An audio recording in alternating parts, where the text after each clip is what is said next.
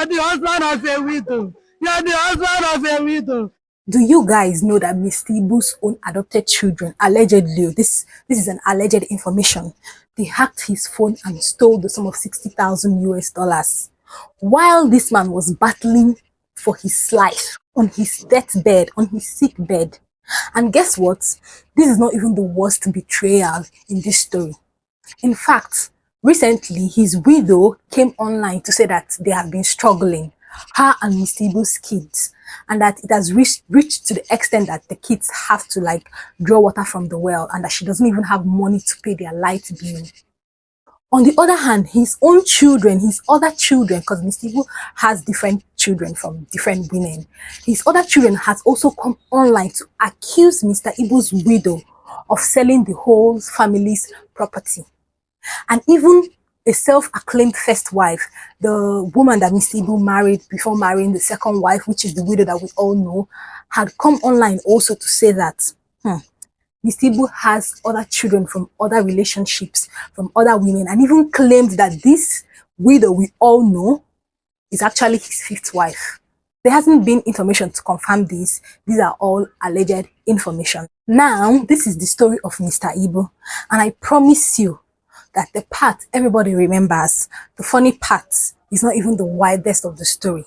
Just stay with me, because this one has kidnapping, poisoning, a phone hack by his own kids, a karate, a mystery fifth wife, and tens of millions of naira that has mysteriously disappeared. Let us get right into it.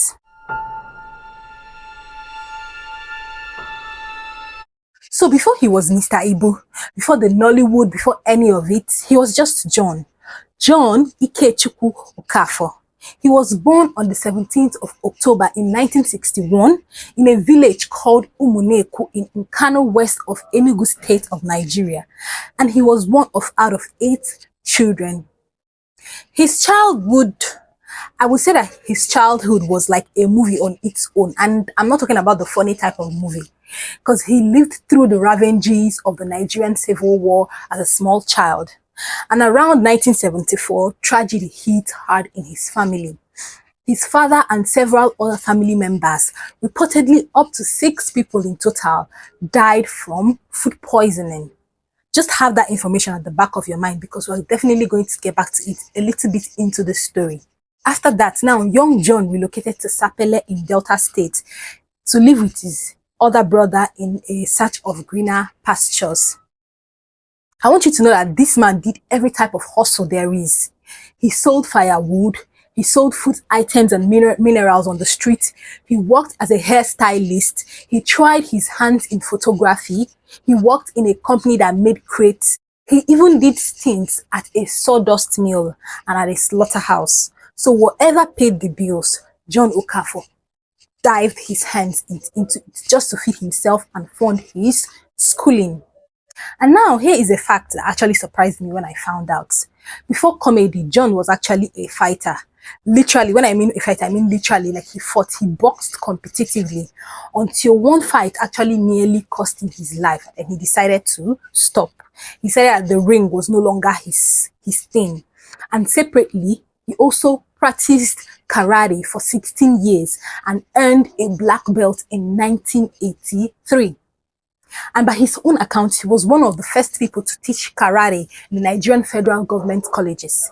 The man who would later make you cry just by looking at his facial expression, just by seeing him twist his face, was in another life throwing punches, seriously enough to gain him a black belt. You can imagine, like, someone can actually live different lives in this lifetime.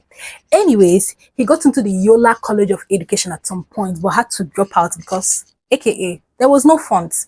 Eventually, he made it into the Institute of Management and Technology, aka INT, in Enugu State to study mass communication. And in 1978, as a young man, he's got his first real entry into the Nigerian movie industry. He wasn't a star, he wasn't a proper actor, he was just a passerby. but as a continuity crew, you know, the type of crew that makes sure that everything is set up in a movie set. So for 2 decades, John Okafor worked in the Nollywood industry without becoming a household name. That's to tell you that I feel like with everything you do in this life, you have to have some level of patience. Just imagine 20 whole years, 2 decades, John Okafor was working in the Nollywood industry without becoming a household name. I feel like most people of our generation would have decided to like quit. Oh no, it's not working. But this guy persisted. Now, his first real film credits was by his own accounts, and it was something called The Rolling Stone, and it was shot in Anambra State, Nigeria. Then 2004 happened. A film simply called Mr. Ibu dropped, co-starring him alongside Osita Iheme, popularly known as Popo, written and directed by Andy Chukwu, and it did something very few Nollywood movies were doing at that time.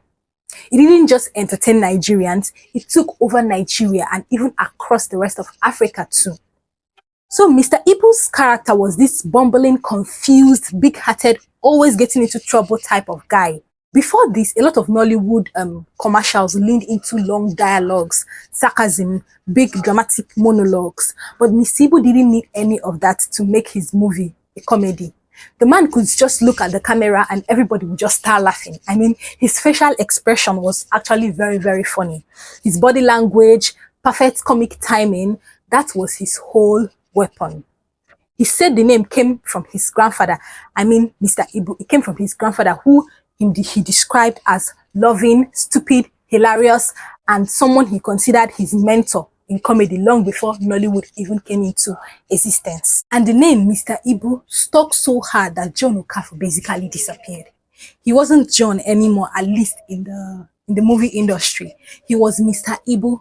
It swallowed his whole identity that Nigerians that are under 30 years, I mean Gen Zs and beyond, if they see Mr. Ibu on the screens now, they can't even like really know his full name unless you're like really into research and stuff like that. Most people actually know him as Mr. Ibu. From there, he featured in almost 300 films. We have Mr. Ibu in London, we have Ibu in prison, we have 9 Wives, we have Police Recruits, we have Keziah, even an international Nollywood/Hollywood project called Mr. Ibu in America. He became one of the highest paid, most bankable actors in the entire industry, with net worth estimating from $1.5 million to $4.5 million, depending on who you ask. Also picked up the Best Comic Actor in the Africa Movie Academic Awards, plus recognition from the Peace Ambassadors of Nigeria and the Enugu State government. And guess what? He did not just make himself, he actually made some other actors, people like Jim Ike and Georgina Onuoha.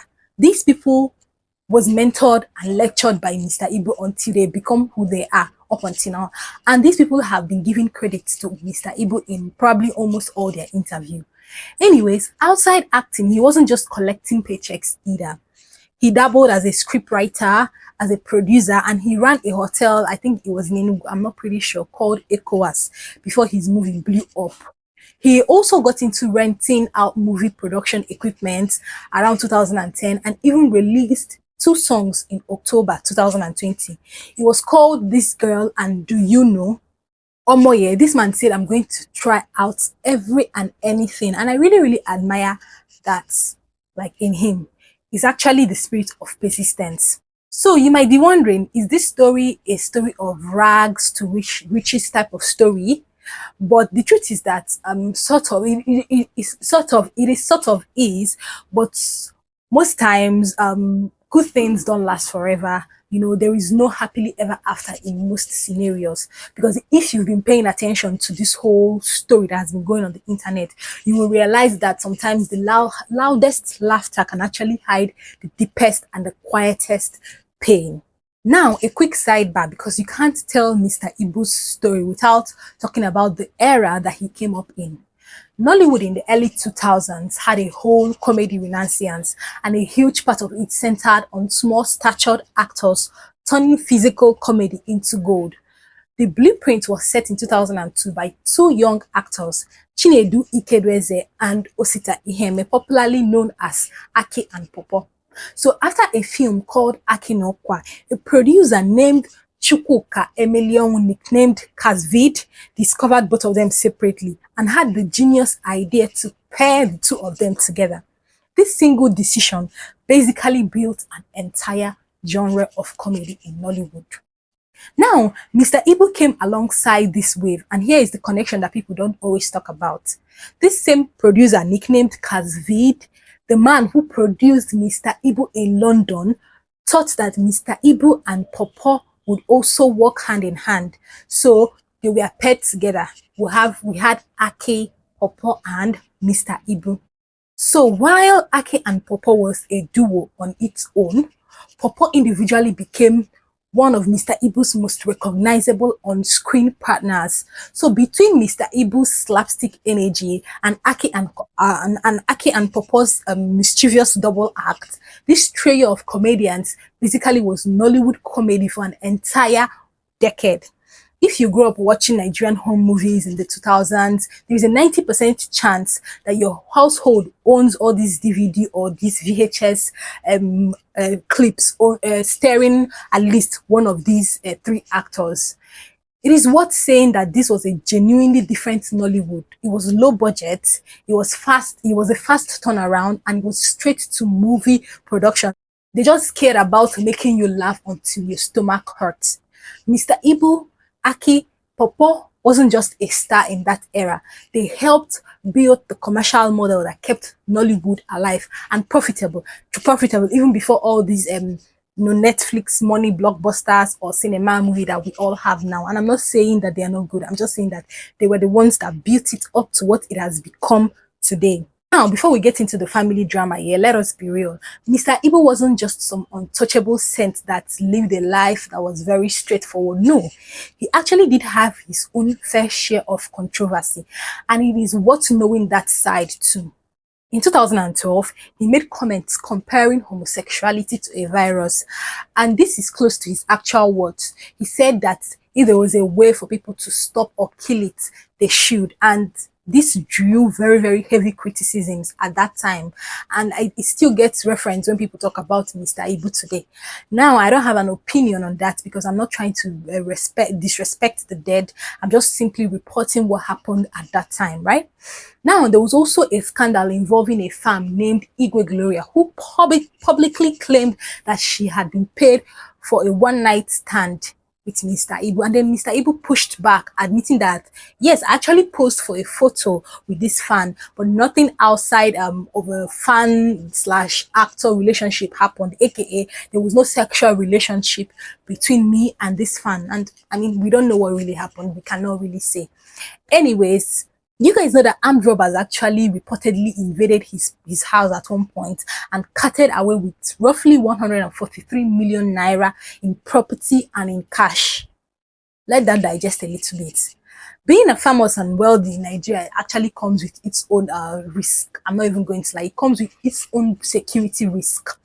Anyways, none of this makes him a villain in his own story, because I feel like Nigerian celebrities almost always has a messy trail at one point in their life, which is kind of normal, I guess. Early in his life and under family pressure from his mothers and sisters, Mr. Ibu married a woman from his hometown in Enugu State. And by his own account, he said that it wasn't a love match. No, I didn't love this woman. It was more of just, most times mothers would want you to marry someone from your place so that there would be an understanding, right, between the families, I guess. So unfortunately, the couple turned out to be deeply incompatible, and they eventually separated. Now, this is where it gets somehow. Mr. Ibu later alleged that this estranged first wife was behind the kidnapping of his then partner, Stella, and their one-year-old son. And this kidnapping happened on the 4th of January 2011. In fact, it was so messy that most of their family members were arrested and eventually released once the police got close to what really happened. But Stella, Mr. Ibu's alleged second wife, and the baby were held longer because of safety reasons. Unfortunately, the baby died the following year in 2012 from suspected food poisoning. Now, let us rewind back to what I told you guys on what happened, the tragedy that happened on Mr. Ibu's family when Mr. Ibu lost his father and a couple of, I think, 6 family members. Isn't that some sort of family pattern? Now, that's not what we're here to dissect. I just started to remind you guys of what I said earlier. Now, let us briefly talk about Mrs. Stella Maris Chinyere Okafor, the woman who officially became Mr. Ibu's wife. So according to Mr. Ibu, he met her while she was crying over a breakup from a previous boyfriend. He consoled her and they later crossed paths again in Port Harcourt, and that was how the relationship blossomed and eventually became a matrimony. They married traditionally on the 25th of May 2010 and they had a white wedding 5 years later.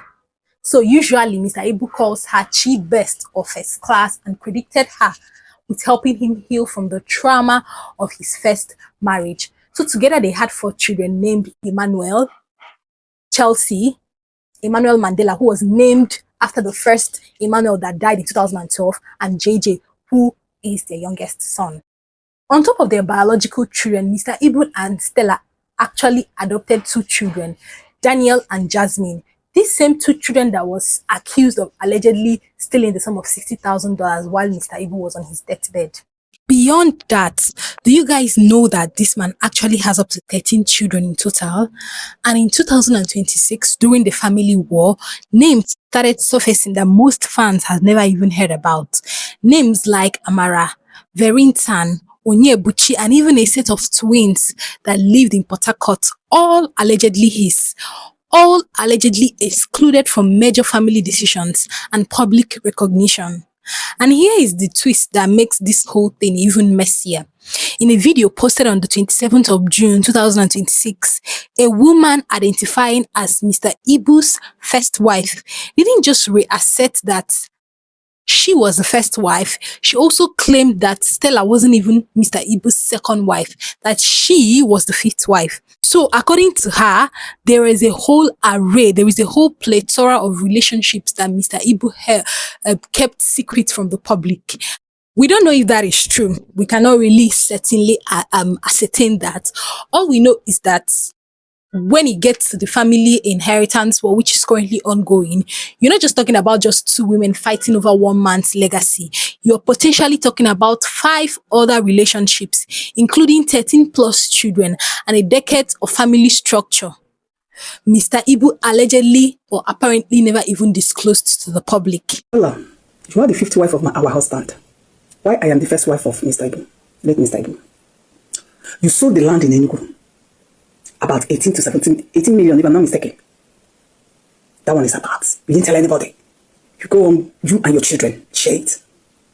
Stella, bear in mind that your children are the last children that my husband had. Because you are the fifth wife. Still after that, you sold the house in Lagos. By October 2023, Mr. Ibu's health was so deteriorating that it came out in the most heartbreaking way possible. He revealed that he was facing a serious health crisis tied to the complications from diabetes, such that it would cost him one leg. He said that the problem struck while he was in a movie set. Hello, my name is Okafor, Mr. Ibu. I've been down for so many weeks. All I'm hoping is your prayers and assistance. I'm in the hospital, let me to you. I'm still lying down in the hospital.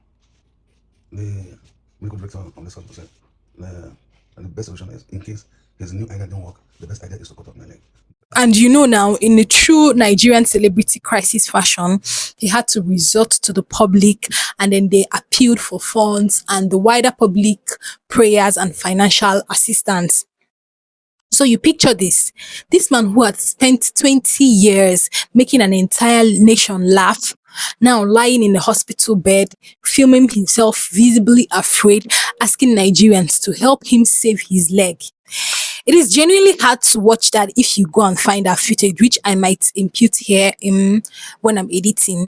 The Abubakar Bukola Saraki Foundation had to step in and cover his expenses. That was middle of October 2023. But unfortunately, it wasn't enough to save the leg. And in November of 2023, after 7 surgeries, doctors amputated the leg. And his family said that it was done to save his life and give him a fighting chance. For a few months, it looked like he might pull through, but unfortunately on 2nd of March 2024 at Evercare Hospital in Lekki, Lagos, Mr. Ibu died of cardiac arrest. He was just 62 years old. The tributes poured in almost instantly from fellow Nollywood stars, industry bodies, and even the president, Bola Ahmed Tinubu. Nigeria mourned one of its most recognizable faces.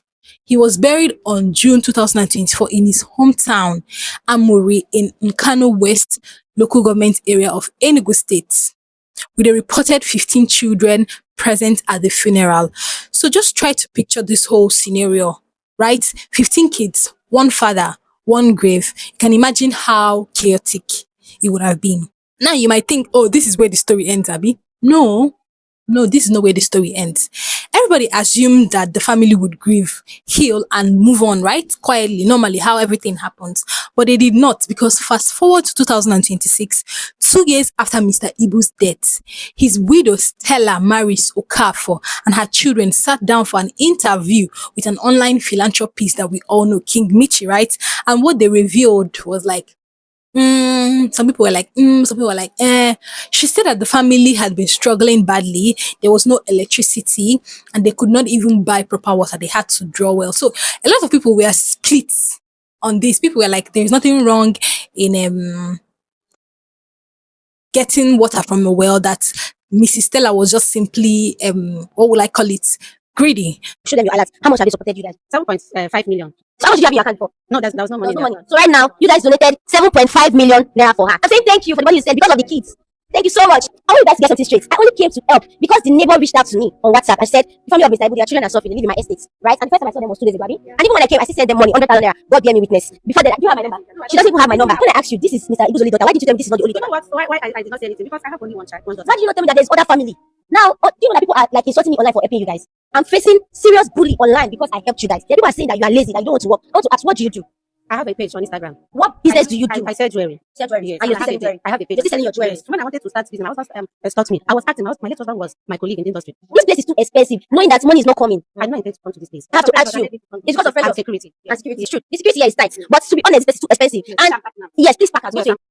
When the interview with King Michi broke out, naturally it went viral. Sympathy poured in from fans who couldn't believe that the family of such a beloved star was suffering like this. However, on the other hand, some people were criticizing Mrs. Stella Marisoka for saying that she was just simply greedy, Abi. So it was like a split opinion from netizens. Eventually, the sum of 7.5 million naira in fresh public donations was gathered together for him, from Nigerians to her. And then that was when backlash started, and it came from inside of the family member. A son named Sumtochukwu Okafor came forward accusing Stella of excluding several of Mr. Ibu's children from major family decisions about the estate, and she was mismanaging public funds, or she was mismanaging Mr. Ibu's property. And according to her, she sold the house in Lagos for the sum of 60 million naira. Now, a house in Lagos in the year 2026, especially a house that is in a very, very good area in Lagos, selling it for 60 million naira is actually not a steal. Honestly, I mean, people were criticizing her, telling her that she's just greedy, telling her that she was just selling Mr. Ibu's property, just selling it off because the man is no longer alive, that she's not a virtuous woman as she claimed she is. There were also accusations that she mismanaged the sum of 66 million naira that was donated by the Nigerian public back in 2023 during Mr. Ibu's illness. 66 million naira from well-wishers who believed that they were helping save a life, until Bukola Saraki's foundation came and took over the hospital bills. I don't know if you guys remember. Then on the 27th of June 2026, a woman identifying herself as the first wife, like I said earlier, came online to back up the claims. And, she accused Stella of just packing up all the whole family property from the village, selling them, selling the land, selling everything that was worth a dime. I don't know. What do you guys think about this in the comment section down below?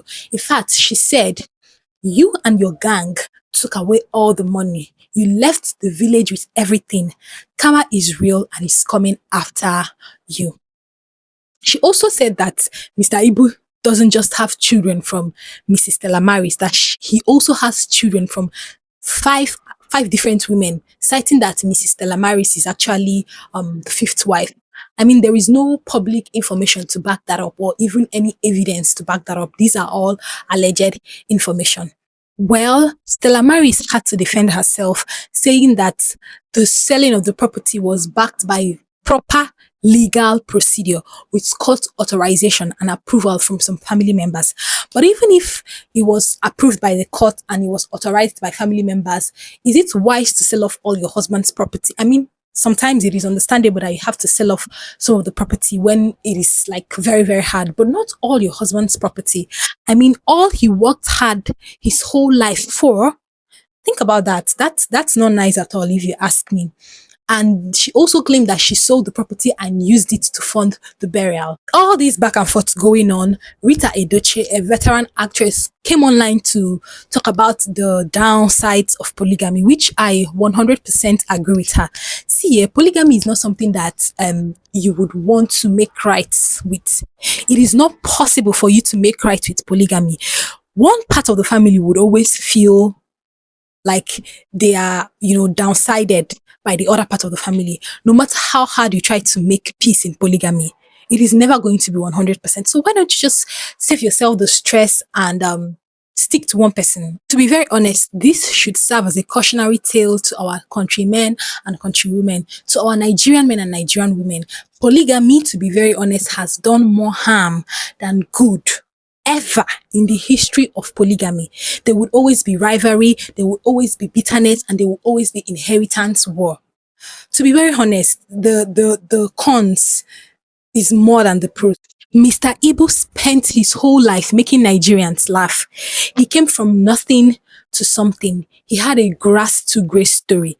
So his story is actually very, very commendable. He built himself into one of the most beloved entertainers Nigeria has ever produced.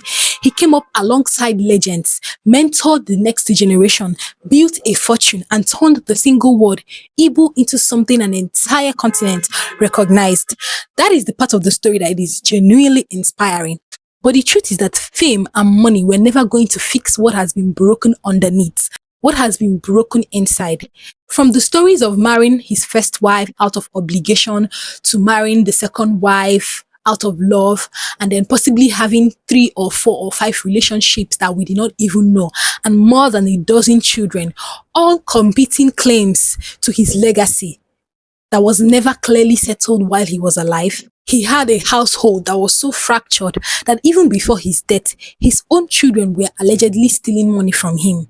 And now, 2 years later, after he had gone, this same fracture has turned into a full-blown public war over money, over property, and who gets to control his memory.